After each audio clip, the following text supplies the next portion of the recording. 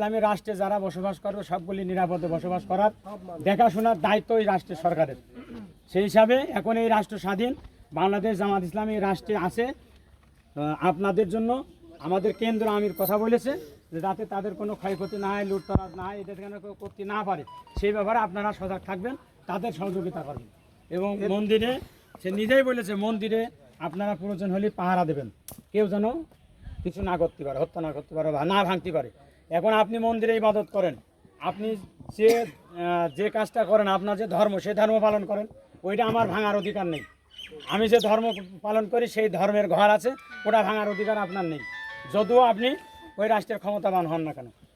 কিন্তু বাংলাদেশে এরকম ঘটে, এর আগে ঘটেছে, আমরা দেখেছি, যার কারণে আমাদের কেন্দ্র আমিরের নির্দেশ অনুযায়ী আমরা আসিছি।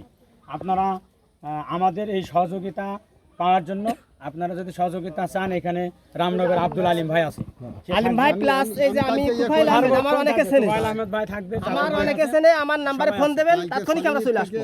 এখানে কিছু প্রয়োজনে নাম্বার রেখে দেবেন।